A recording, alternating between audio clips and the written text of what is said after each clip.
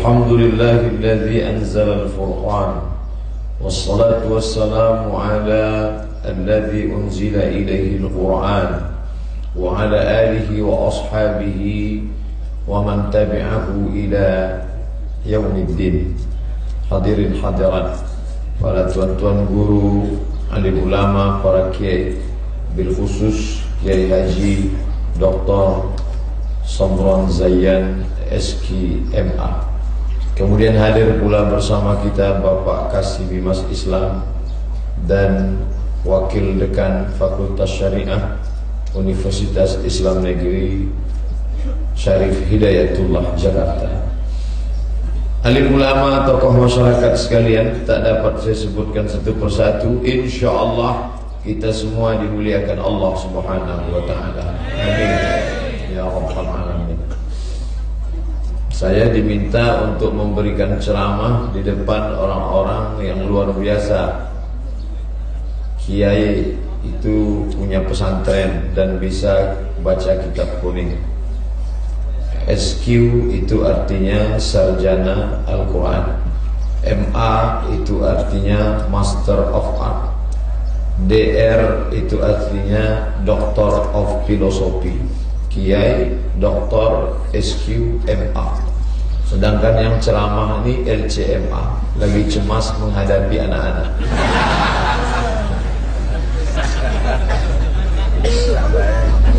Tadi yang dibacakan oleh qari kita juara internasional, dikumpulkan seluruh qari di dunia dari mulai Sabang sampai Merauke, beliau juara satu. Andai ada musabaqah dunia akhirat, juara satu juga. Bayangkan itu. Jadi subuh ini manusia luar biasa berada bersama kita, dan jamaahnya pun juga luar biasa. Diundang subuh, datang jam 3. Itu kan luar biasa itu semua. Masya Allah. Yang penceramahnya biasa di luar. Allahu Akbar. Nah, ayat yang dibaca juga luar biasa. Apa dia? Walau anna ahlal qura amanu, seandainya penduduk suatu negeri itu beriman, wattaqau, bertakwa, dua yang mereka lakukan, maka dibalas Allah. La fatahna alaihim barakat,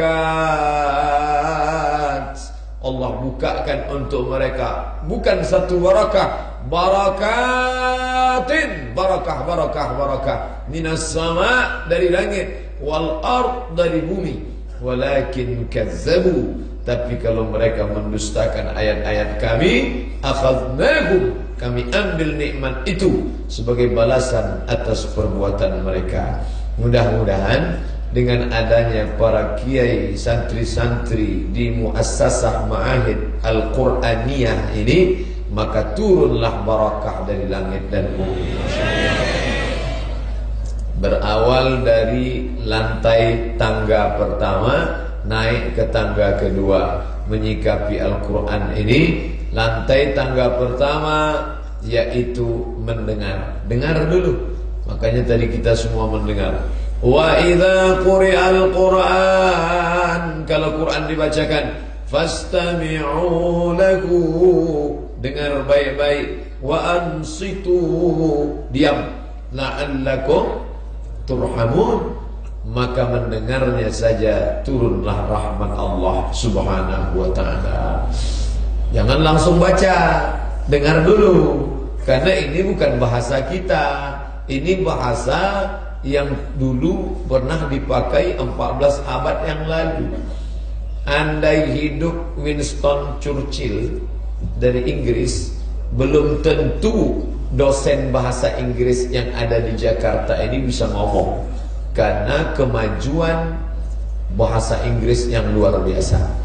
Andai hidup Hang Tua, Hang Jebat, tokoh Melayu dulu, hidup sekarang, belum tentu orang Indonesia bisa ngomong, walaupun bahasa Indonesia diambil dari bahasa Melayu karena perkembangan bahasa.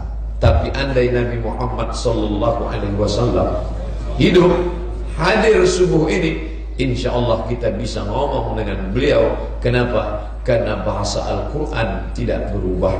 Kenapa bahasa Al-Quran tidak berubah? Karena Al-Quran tidak diterjemahkan ke bahasa lain dan dipakai dalam sholat sesuai dengan bahasa yang diturunkan. Hurufnya tidak berubah. A'u ada a, a'udhu ada la, minasyaitan ada shin, ta. Masalah shin ada dalam bahasa Inggris. Contoh penggunaan huruf shin dalam bahasa Inggris mana? Tuh yang ada di depan kita. Apa dia? Shopping. Tempat belanja ke Alkimat. Tadi saya lihat di depan ini, ngapain kita belanja, sholat di depan belanja? Ternyata tempat belanja Muslim, Alkimat. Adapun yang konvensional, tahu sendiri namanya apa.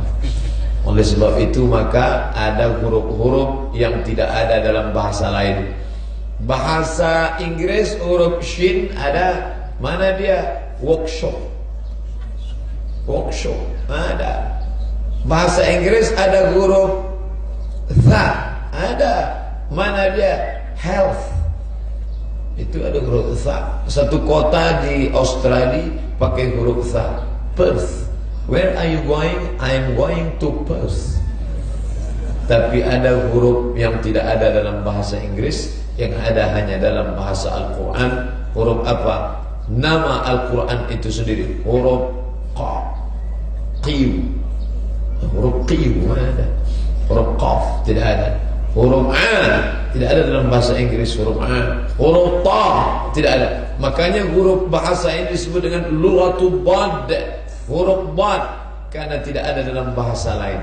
Oleh sebab itu orang yang tidak pernah membaca Al-Quran sama seperti orang punya HP yang aplikasinya banyak tapi tidak pandai menggunakannya. HP-nya mantap, tapi yang dia tahu pakai cuma warna hijau dengan warna merah.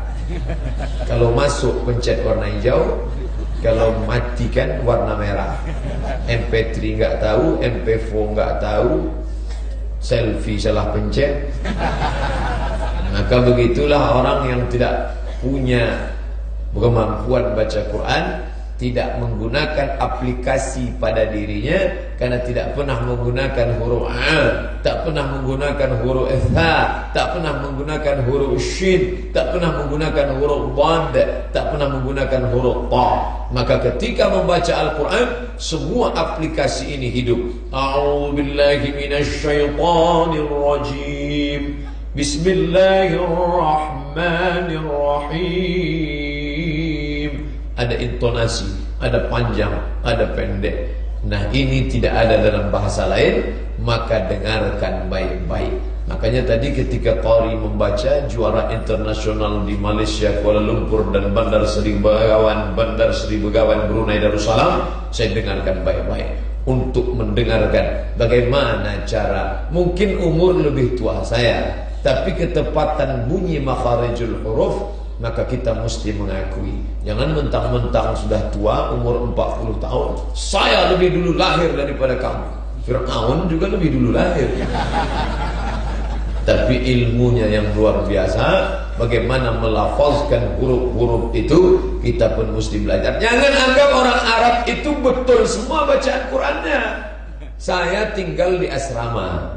Kebetulan musim panas, orang Mesir sudah pulang kampung. Maka tinggallah kami orang Indonesia. Orang Malaysia juga pulang karena uangnya banyak. Indonesia nggak ada yang pulang. Maka kami anak Indonesia, anak Afrika. Ada satu orang Mesir memang tinggal dekat asrama kami. Ketika kami mau sholat, karena kami menyangka dia orang Mesir fasih, jadi kami paksa dia maju ke depan. Dia bertahan gak mau maju.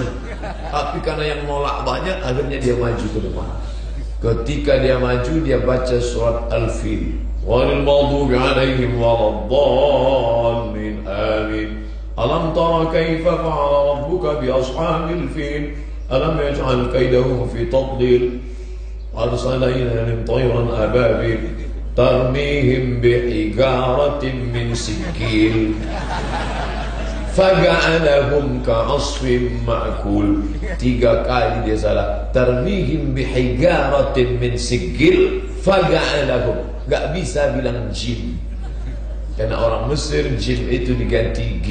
Makanya Jamal Abdul Nasir dia sebut Gamal Abdul Nasir.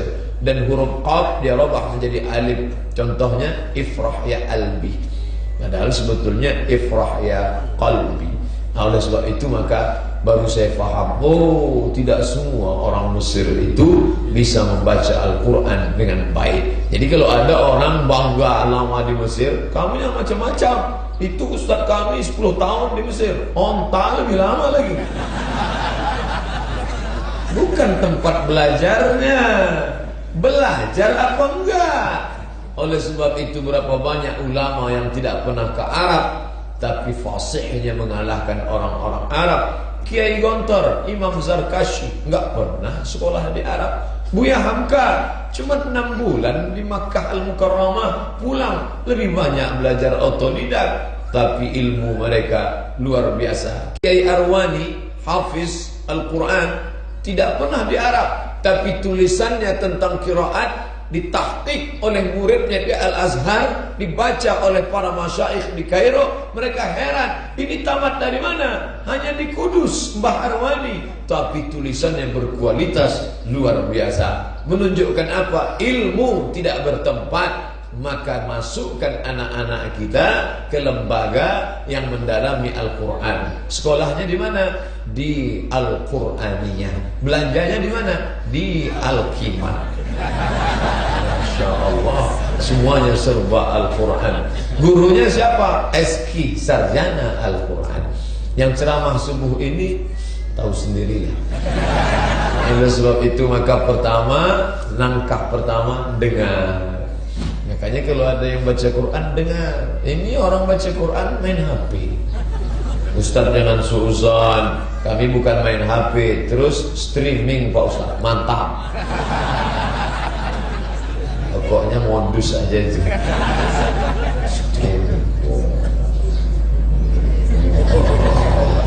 Begitu dicek nggak apa pakai. Mana mau streaming nggak ada pakai.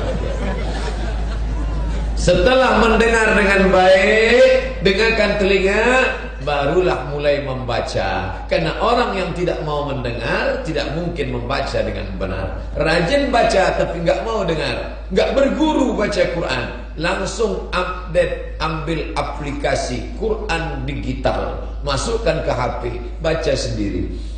Bismillahirrahmanirrahim. Alama. Karena nggak berguru, tulisannya alama, tapi bacaannya alif lam mim. Kalau nggak berguru, kahaya aso. Man la syaikha lahu fasyaitanu syaikhuhu. Siapa yang tidak berguru, maka syaitanlah gurunya. Maka guru-guru kita bersanad.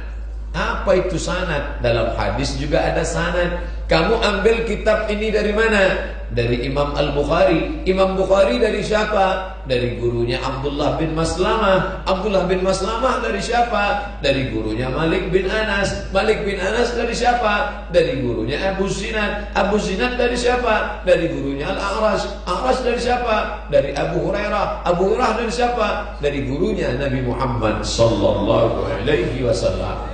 Maka kiai kita yang SQ sarjana Quran itu bersanad dari guru-gurunya, dari gurunya Kiai Haji Dr. Ahsin Saqa, bersanad sampai ke guru-gurunya, sampailah Imam Asim. Itulah qiraat kita, namanya qiraat Hafs an Asim. Sedangkan orang di Maroko Maghribi qiraatnya bukan qiraat Hafs an Asim, tapi qiraat Warsh. Ada qiraat Qumbul, ada Ibnu Katsir, ada macam-macam qiraat. Mereka menguasai 7 qiraat mutawatir, 3 qiraat syazah, 4 qiraat masyhur, lalu kemudian 3 masyhur, 4 syaz. Maka 14 qiraat berada dalam kepala mereka.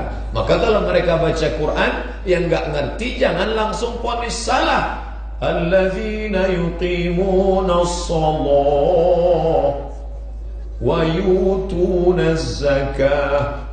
Ini salah ini imam, padahal kita yang nggak ngerti.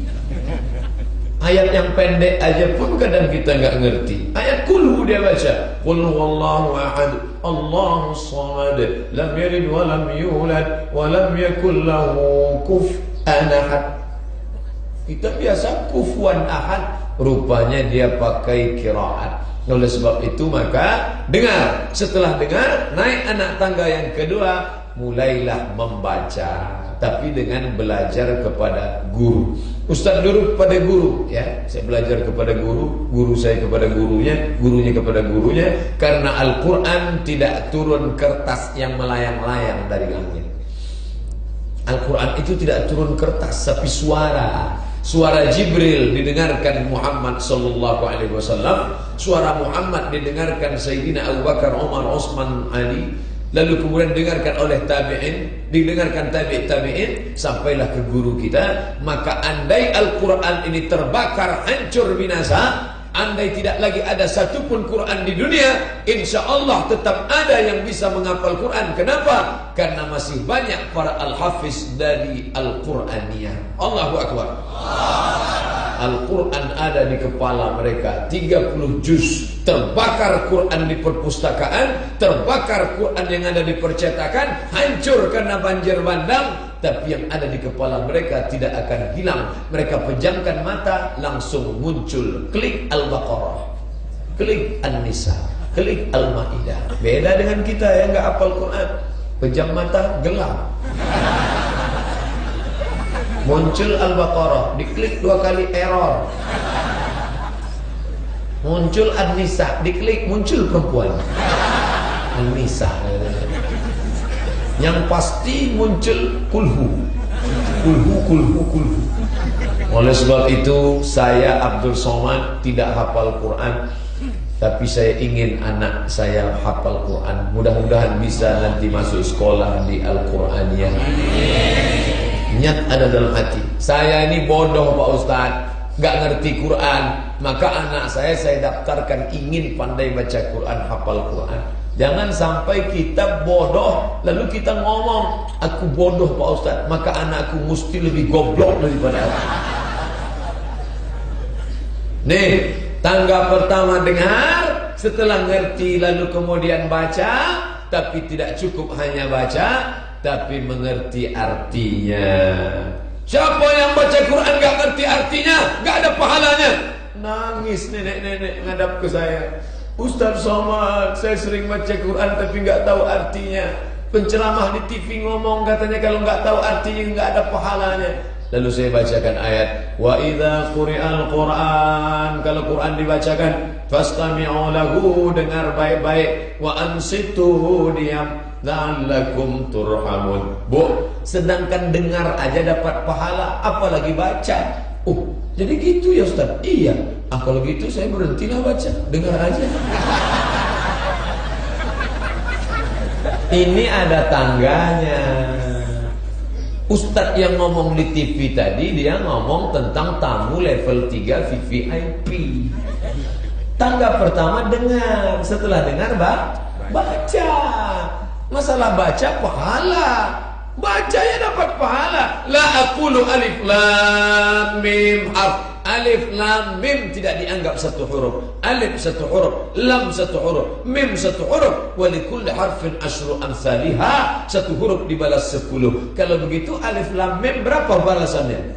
30. Makanya yang enggak lancar jangan berkecil hati. Orang enggak lancar hurufnya lebih banyak, maka pahalanya lebih banyak.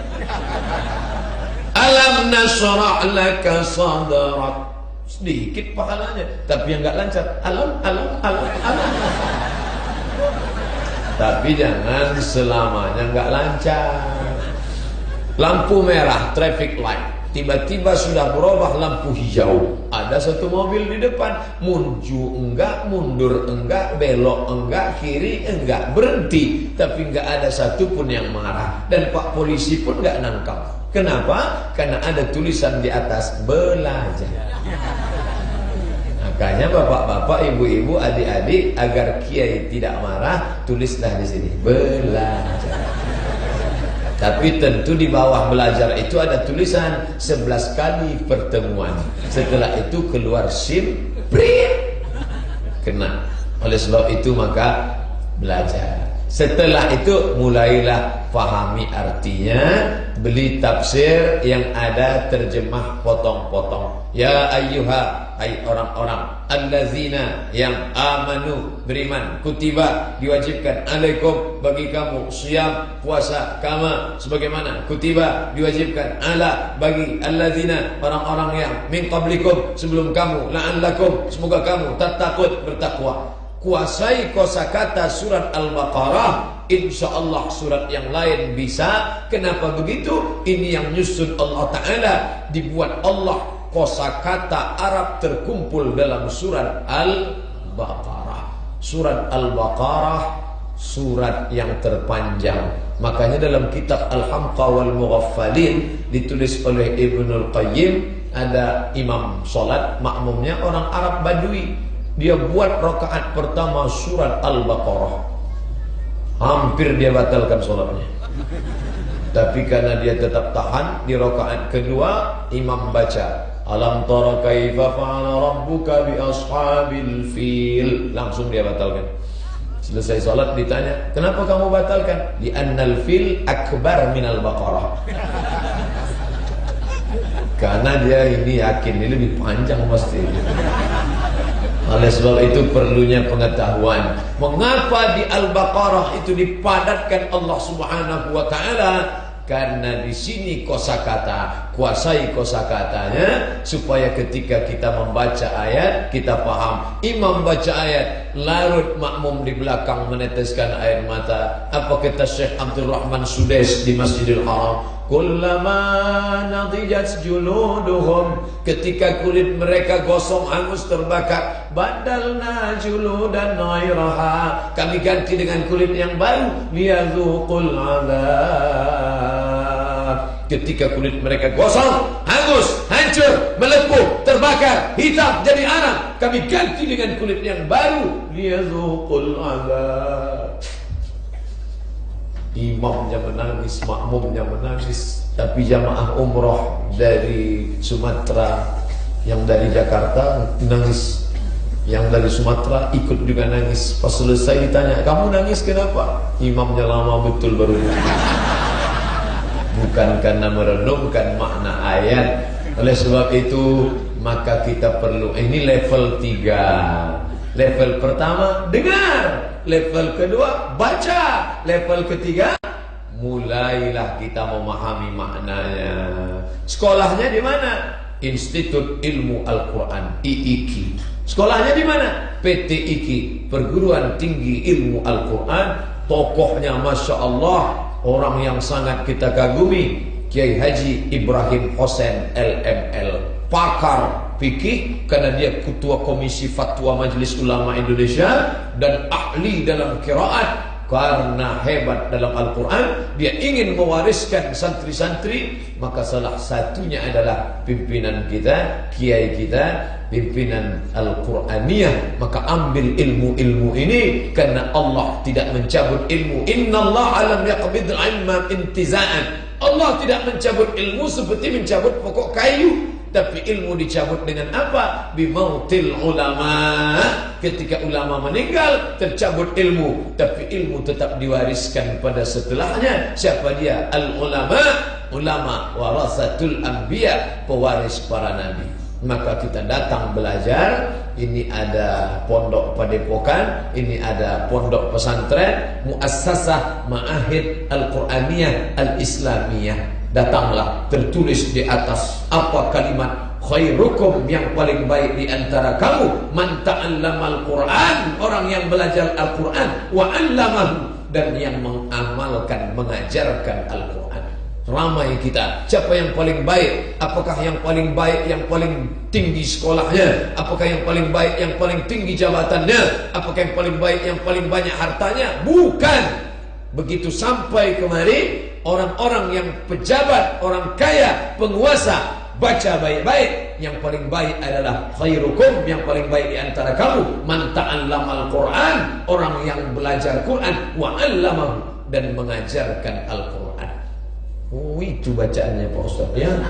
Itu bukan sekedar bunga-bunga yang nempel di dinding aja. Tulis, foto, like and share.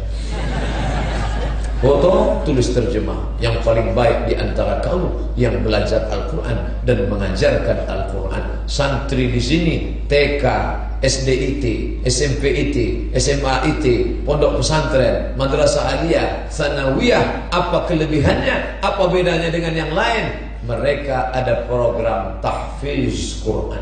Al-Quran di kepalanya. Luar biasa. Pertama dengar, kedua baca, ketiga pahami makna, keempat barulah mengamalkan. Quran ditulis di dinding, mantap. Quran dibacakan dengan lagu bayati sobasikan awan jaharka, hebat. Tapi Quran diamalkan dalam kehidupan, maka muncullah para ulama, ahli fikih, ahli tafsir, ahli hadis, usul fikih, qawaidul fikih, ahli mawaris. Ini semua ilmu-ilmu diamalkan dalam kehidupan, maka jadilah negeri kita ini insyaallah baldatun thayyibatun wa rabbun ghafur. Maka kita yang punya kelebihan harta, maka buatlah. Saya bermimpi jangan cuma ada Qur'aniyah 1, tapi ada Qur'aniyah 2, Qur'aniyah 3, Qur'aniyah 4. Alumni-alumni dari Qur'aniyah pulang ke negeri masing-masing, pulang ke Sumatera, pulang ke Kalimantan. Maka nanti kita akan melihat 10 tahun akan datang muncul Qur'aniyah, Qur'aniyah, Qur'aniyah. Amin ya rabbal alamin. Allahu akbar.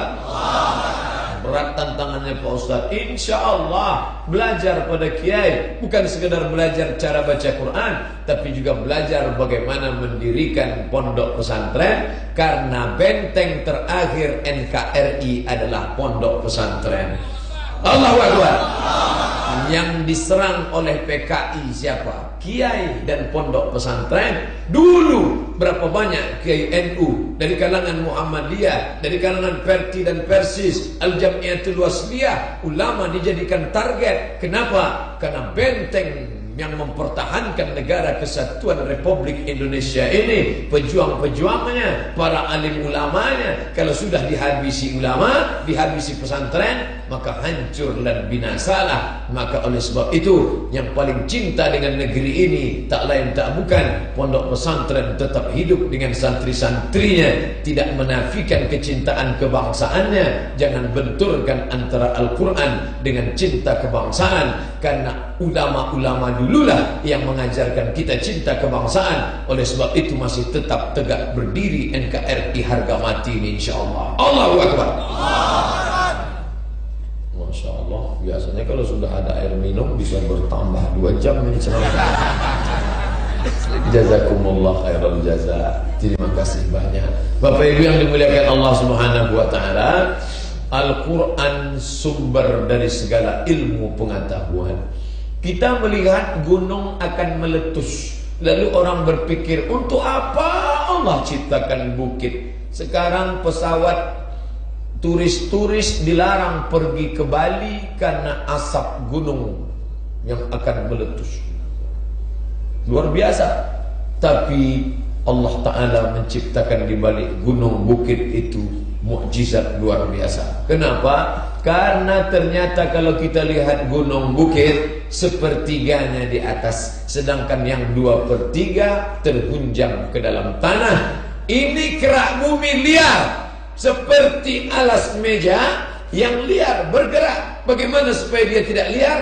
Ditusukkanlah paku-paku di ujungnya sehingga alas meja tidak bergerak. Begitu jugalah kerak bumi ini tenang, adem, ayam, tentram, karena ada paku-pakunya. Pakunya itu adalah gunung dan bukit. Yang berkata demikian siapa? Allah. Buka surat An-Naba. Wal jibala autada. Kami jadikan bukit-bukit sebagai autad, pasak, sehingga bumi tidak bergerak. Tapi jangan sombong. Sampai masanya Allah akan cabut bukit-bukitnya ini, maka bukit Gunung Bromo, Gunung Kidul, Gunung Merapi, Gunung Sinabung semua akan tercabut. Kapan itu terjadi? Quran bercerita, wa takunul jibalu kal ihnil manfush. Ketika nanti gunung-gunung itu tercabut, maka kerak bumi bergelombang, kau lihat manusia akan goyang seperti mabuk. Wa taran nasa sukara, kau lihat mereka seperti mabuk. Wa mahum bisukara, mereka bukan mabuk. Walakinna azaballahi syadid, tapi azab Allah yang sangat mengerikan. Itu dikaji dalam ilmu namanya geologi, ilmu kerak bumi. Yang mempelajarinya siapa? Non-muslim. Setelah dia baca-baca, tanpa sengaja dia lihat Al-Quran, hadiah dari temannya. Loh, kok ini sudah ada dalam Quran? Yang nulis ini siapa? Muhammad. Hidupnya kapan? 14 abad yang lalu. Dia tidak pernah terdaftar di fakultas geologi. Akhirnya mereka bersyahadat asyhadu an la ilaha illallah. Jadi Islam akan bangkit dengan ilmu pengetahuan. Maka adik-adikku yang sudah dengar Quran, baca Quran, hafal Quran, mengajarkan Al-Quran, nanti pas kuliahnya terserah. Makanya di sini hanya sampai ijazah SMA. Nanti setelah itu dia mau masuk ITB, mau masuk IPB, mau masuk Fakultas Geologi, Ilmu Bumi, silakan mengkaji ilmu bumi. Tapi Al-Quran di kepalanya, maka muncullah tafsir-tafsir Al-Quran ilmiah. Maka orang akan percaya. Itu yang ngomong tentang ilmu bumi tadi siapa? Hafal Quran dan doktor dalam bidang geologi. Siapa dia? Anak-anak kita bicaranya pakai apa? Bahasa Inggris. Sehingga tidak lagi dicekal seperti Abdul Somad. Inna fi khalqis samawati, dalam penciptaan langit, wal ardi, penciptaan bumi, waqtilafil laili wan nahar, perputaran siang dan malam, la ayat, itu ayat-ayat. Yang dibaca ini ayat tersurat, tapi ada ayat tersirat. Inna fi khalqis samawati, dalam penciptaan langit, berpikir tentang penciptaan langit, muncul ilmu namanya astronomi. Wal ardi, penciptaan bumi, muncul ilmu namanya geologi. Waqtilafil laili wan nahar, perputaran siang dan malam, muncul ilmu namanya meteorologi, klimatologi dan geofisika. Ustaz paham? Enggak. Luar biasa. Al-Quran bercerita tentang kulit. Kullama nadijat juluduhum, ketika kulit mereka matang masak, badalna juludan ghairaha, kami ganti dengan kulit yang baru. Ternyata yang ngerti itu dokter. Apa kata mereka? Ustadz Somad, yang sakit itu hanya pada kulit. Kalau sudah sampai ke daging tidak lagi sakit. Oh, bulan. Kita baru tahu ternyata kulit. Pantasan Al-Quran cerita tentang kulit. Dan kulit yang hancur diganti baru, kulit yang hancur diganti baru.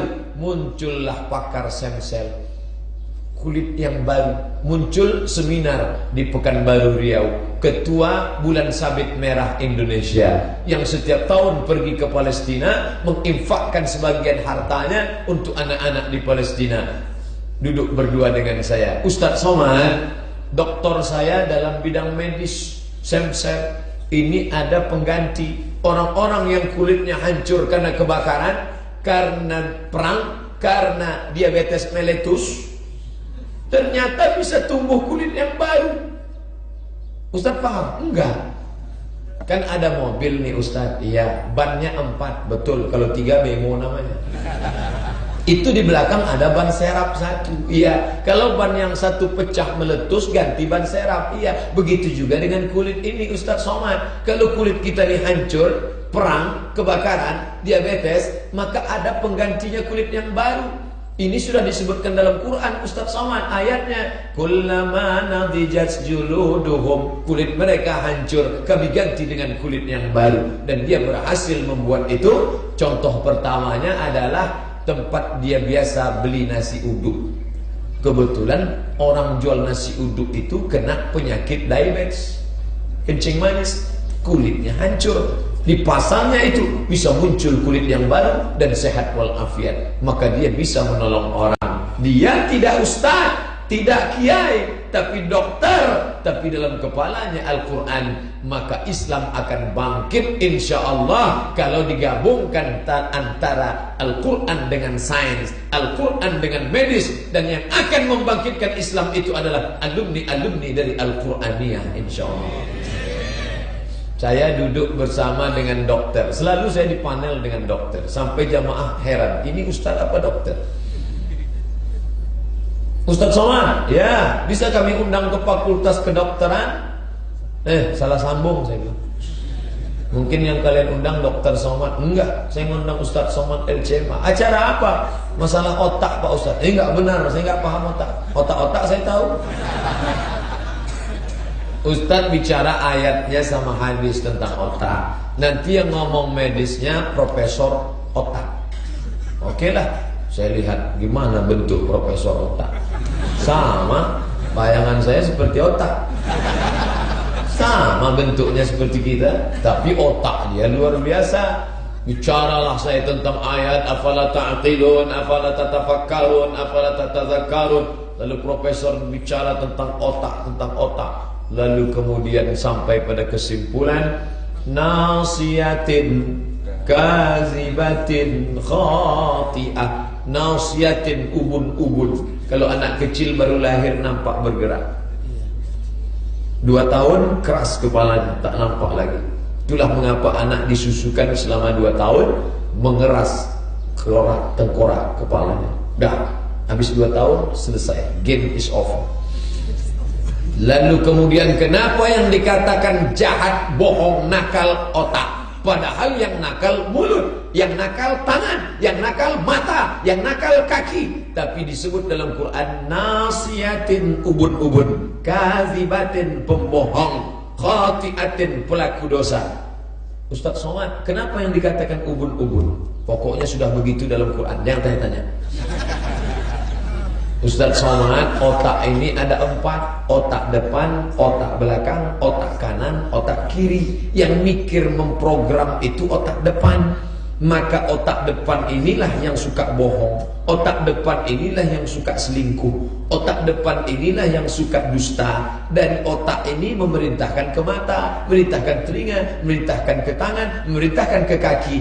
Maka otak itulah yang dikatakan Allah nasiyatin kadzibatin khati'ah. Oh, Masya Allah. Yang menjelaskan itu siapa? Dokter. Tapi dalam kepalanya ada ayat-ayat Al-Quran.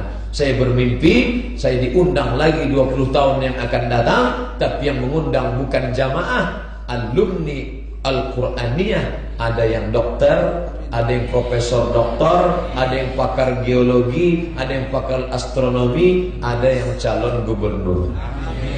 Ustaz kok tahu dia calon gubernur? Dari tadi nyebarin kertas, coblos ya, coblos. Yang politik juga mesti ada. Karena kalau politik tidak dipegang, siapa yang mengucurkan dana APBD ke Quraniyah?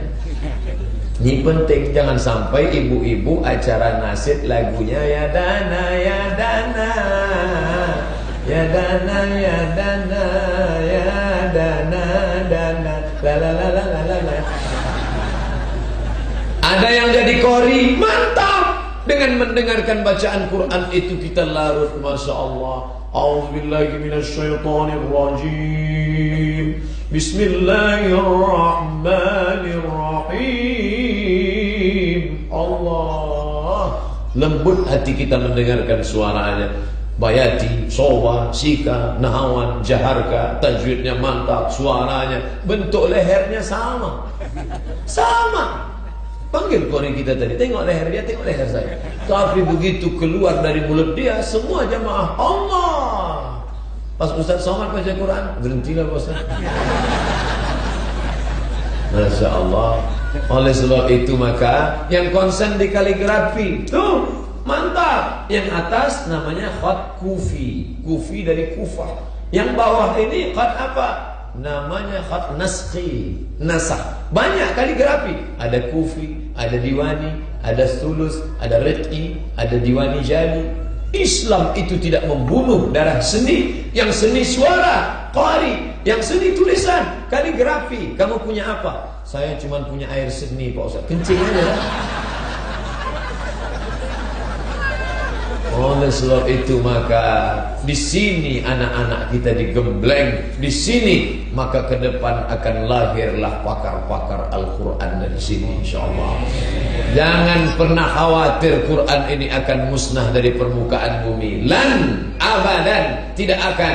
Meninggal 70 penghafal Quran ketika memerangi nabi palsu bernama Musailamah Al-Kadzab.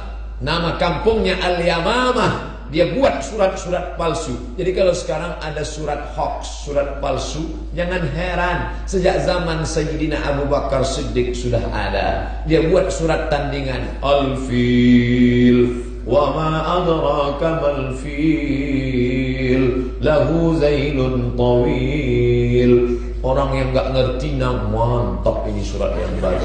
Wal fil, demi gajah. Wa ma adraka mal fil, tahukah kamu apa gajah itu? Lahu zailun tawil, ekornya panjang. Gak ada maknanya sama sekali. Cerita nabi palsu sudah ada dari dulu. Maka jangan heran kalau bermunculan nabi-nabi palsu sekarang. Saya tidak khawatir sedikit pun 1000 palsu nabi muncul tidak akan goncang selama masih ada Al-Quraniyah. Allahu Akbar.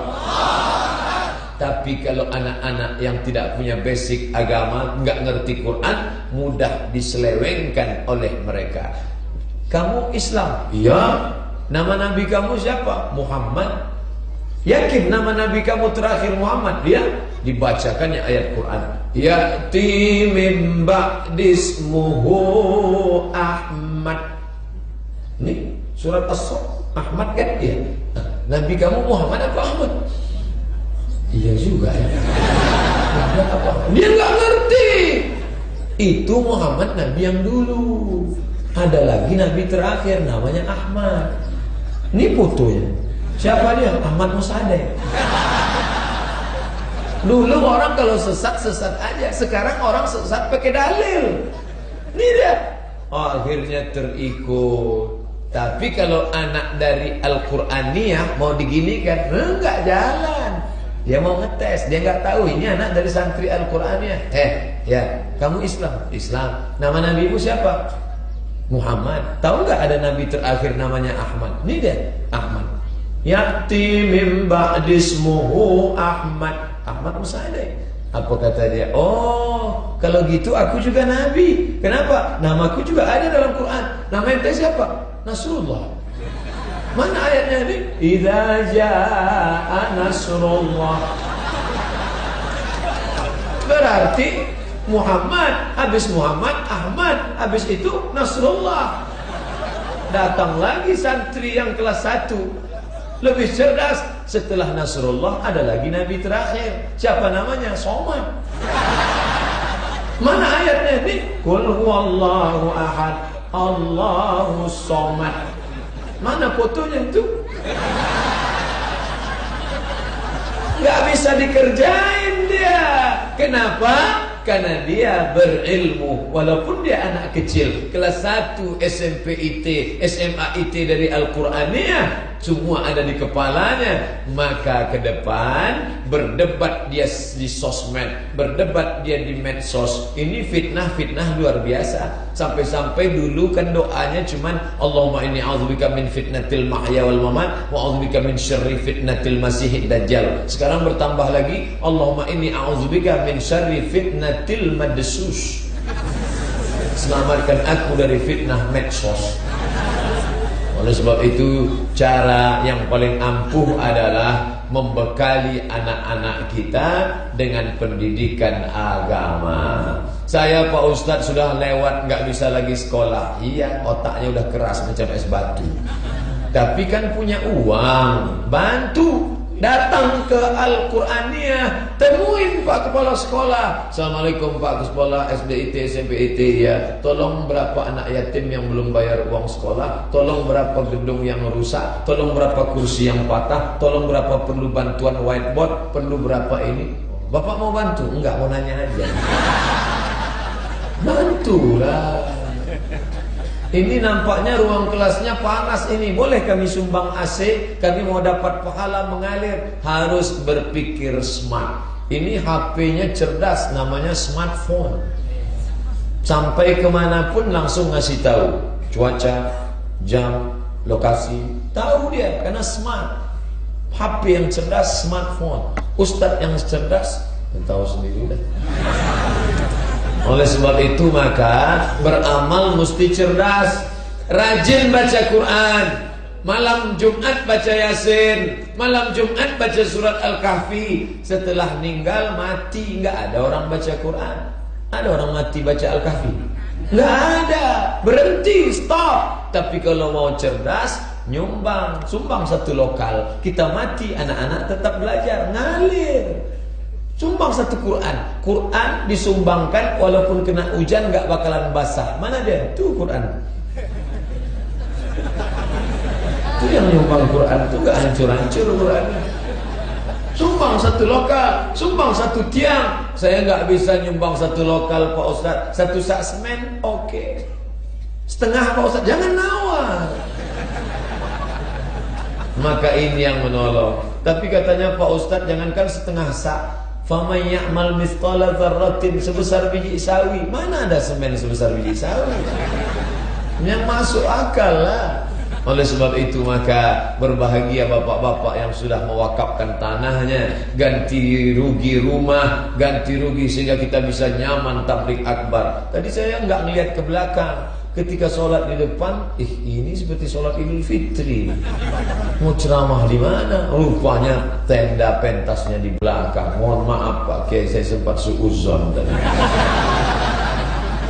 Luar biasa. Malam subuh beribadah kepada Allah. Betapa indahnya santri-santri dari Al-Quraniyah ini akan menjadi kepala rumah tangga, jadi pegawai Pemprov, jadi pegawai Pemko, jadi orang berhasil. Tapi bacaan Qurannya, hafalan Qurannya luar biasa. Dialah yang akan membangunkan istrinya malam untuk sholat tahajud di rumah.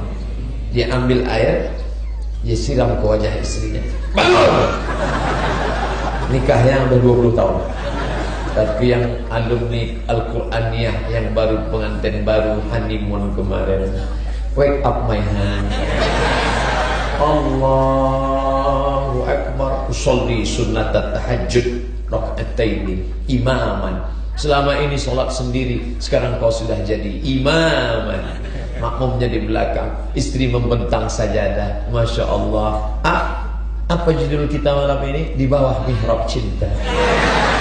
Allahu Akbar. Bismillahirrahmanirrahim. Alhamdulillahi Rabbil Alamin. Ar-Rahmanirrahim. Mertua dari kamar sebelah mendengar, Masya Allah Bu, suara mantu kita baca Quran. Mereka intip dari balik kamar, dia lihat rupanya TV.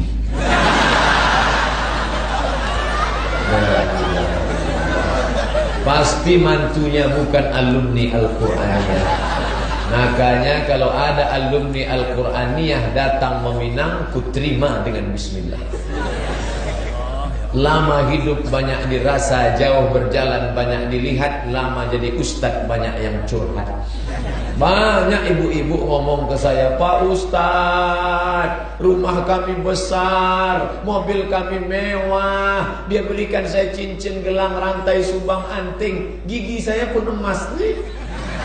Tapi kebahagiaan tidak ada Pak Ustadz. Kenapa? Suami nggak bisa baca Quran, suami nggak sholat, rasa tidur sama babi hutan. Gara-gara dulu cari materi. Dunia kau kejar, akhirat ketinggalan. Tapi kalau akhirat yang kau terima, maka dunia akan bersimpuh di tapak kaki. Ini sekarang orang banyak kalau sarjana dari pakar Al-Quran, dia nggak mau terima. Siapa calon menantumu? Sarjana ekonomi, terima. Ini apa? Insinyur, terima. Ini apa? SAG, sarjana alam goib, enggak terima. Padahal dari sanalah datang barokah. Betul? Pandai dia baca Quran. hebat dia dalam ilmu pengetahuan, maka Allah bukakan pintu rezeki. Yang satu ini hanya gara-gara dia pakai mobil mewah, buka gorden, ini dia mas calon mantu kita. Ini yang kulihat dalam tahajudku tadi malam. Jangan dulu bu, ojo kesusu. Jangan buru-buru. Enggak mas, pokoknya harus, daripada dia disambar orang lain harus kita terima. Akhirnya dipaksa nikah anak. Aku nikahkan engkau dengan anakku dengan mahar seperangkat alat sholat dan kitab suci Al-Quran. Gak pernah dibuka sampai mati. Tunai. Gara-gara mobil mewah, seminggu setelah nikah anak pulang berurai air mata, nangis gak berhenti. Mama, kenapa makin kuana? Kenapa rental? Ternyata mobil yang dibawa kemarin rental. Gara-gara melihat dunia. Oleh sebab itu mulailah kita orientasi. Aku terima kamu bukan karena kau kaya, tapi aku lihat ada bibit, bebet dan bobot. Aku ingin kau jadi imam bagi anak cucuku di masa akan datang. Allahu Akbar. Yang kuat takbirnya itu mau cepat diterima itu insyaallah. Mulailah kita berpikir ke depan. Jangan hanya wariskan materi.